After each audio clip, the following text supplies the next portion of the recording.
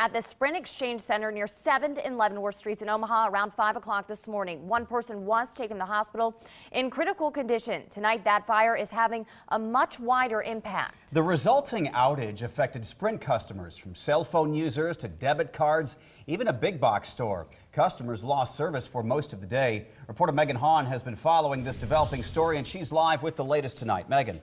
Dozens of concerned Sprint customers reached out to me today, unable to use their phones, cut off from communication for more than 8 hours. And what's troubling to many is that there's no word yet on when service will be restored.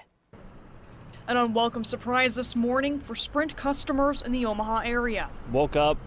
I'm connected to the Wi-Fi at my house, so I didn't really notice anything then, but I'm not usually connected to the Wi-Fi at work, so when I got to work and I noticed I was roaming, I was like, oh, that's kind of weird. My husband emailed me and was like, hey, I just tried to call you, couldn't get through to you.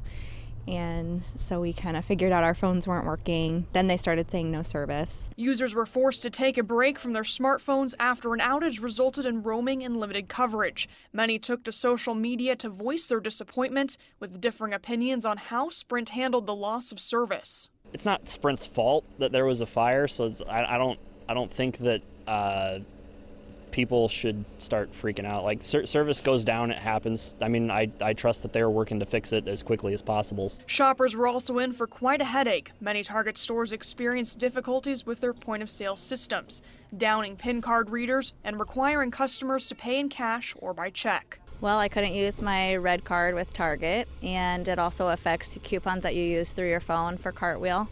So you don't get the discounts you usually get. And even more troubling, 911 communications are also affected by the outage.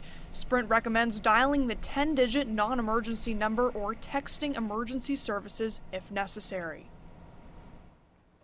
We've reached out to Sprint several times. They've been unable to confirm when service will be restored or say how many people have been affected. They say they're working to restore that service. Reporting live in studio, Megan Hahn, KMTV Action 3 News.